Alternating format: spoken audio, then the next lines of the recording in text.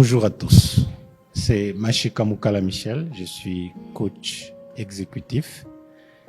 Dans le cadre de cette émission H Motivation, je m'évertuerai à vous entretenir sur des sujets qui nous intéressent au quotidien, de sorte à pouvoir échanger des bonnes vibrations et encourager les uns et les autres à s'investir pleinement dans les activités auxquelles ils se livrent au quotidien.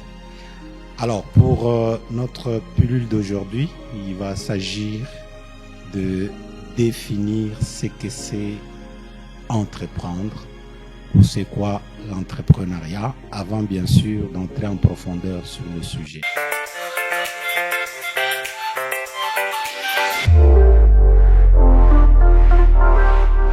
C'est quoi entreprendre ou qu'est-ce que c'est l'entrepreneuriat? Eh bien, il y a là-dessus plusieurs définitions, mais je vais essayer d'être le plus pratique possible pour que chacun de vous qui m'écoutiez puisse circonscrire ce que c'est l'entrepreneuriat. Eh bien, l'entrepreneuriat, c'est tout simplement un processus d'identification d'un ou plusieurs besoins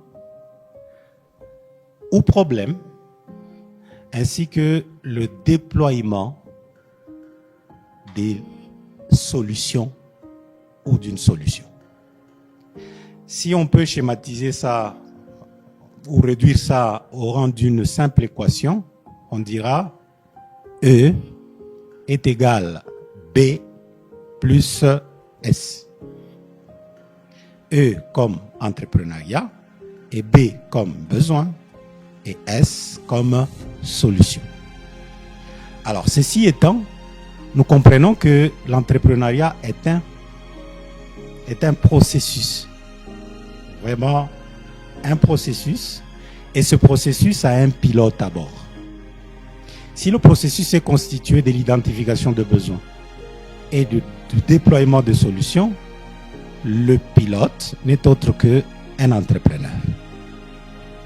Ainsi donc, qui est entrepreneur?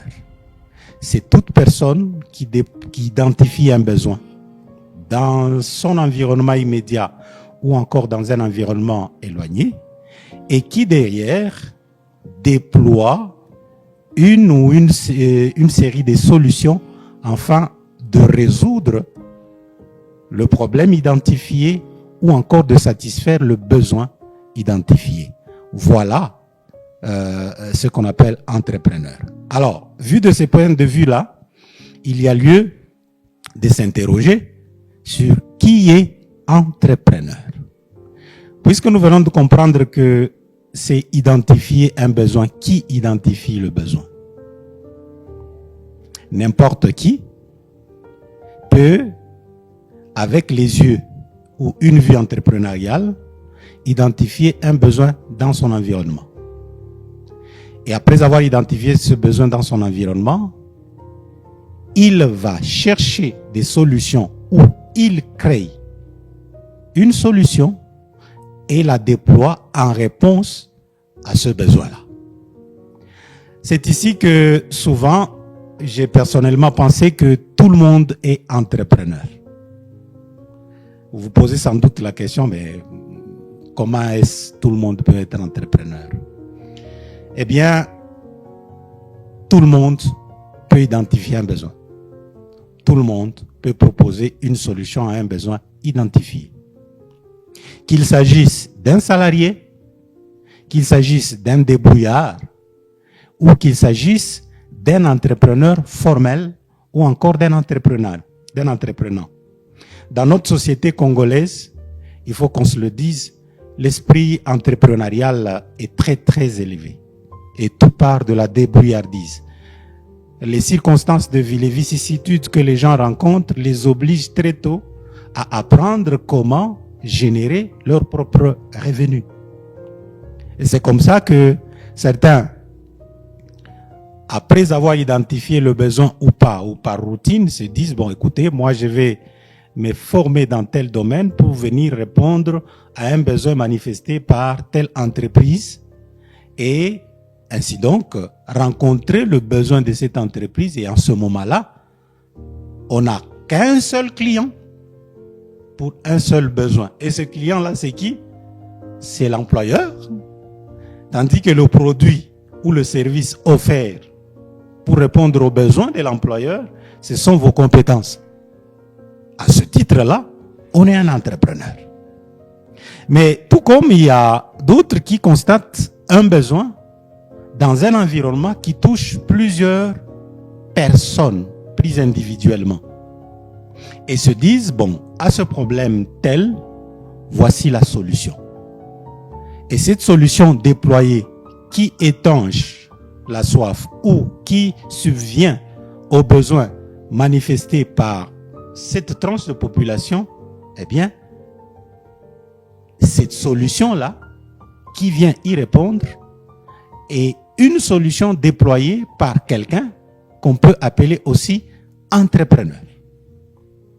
Mais puisque nous voulons parler d'entreprendre, il est temps que nous comprenions que un entrepreneur, au sens strict des termes, c'est tout simplement une personne physique, une personne morale qui, à travers une étude, analyse les besoins d'une population observée, d'une population cible, et se dit qu'il va non seulement déployer la solution, mais cette solution est déployée en termes de création, captage et délivrance, n'est-ce pas, d'une valeur. Et ça, pris ensemble, ça s'appelle modèle économique. Ainsi donc, le processus entrepreneurial, au sens strict du terme, est jalonné de 3 étapes. La première étape, on l'appelle l'idéation.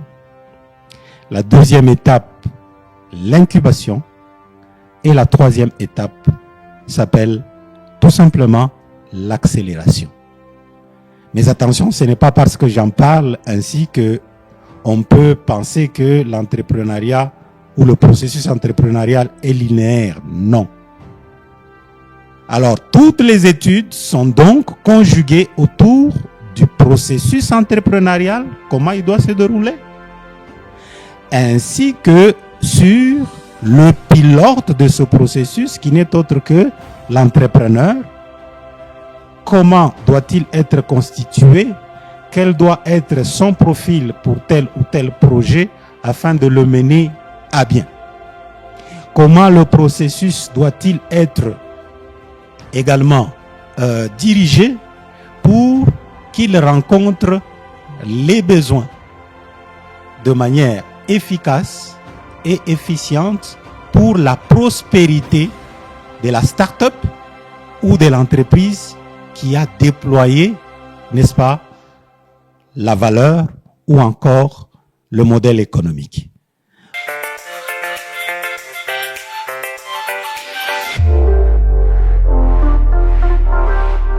Voilà ce que nous pouvons retenir, chers amis, au jour d'aujourd'hui. Alors, la prochaine fois, il s'agira de comprendre c'est quoi le modèle économique. Et puis, si cela s'avérera possible, nous allons comprendre c'est qui l'entrepreneur au sens strict du terme de Schumpeter et derrière, voir dans quelle mesure est-ce que nous pouvons aussi répondre à la question pourquoi faut-il entreprendre. C'était tout pour aujourd'hui. Au revoir et à très prochainement.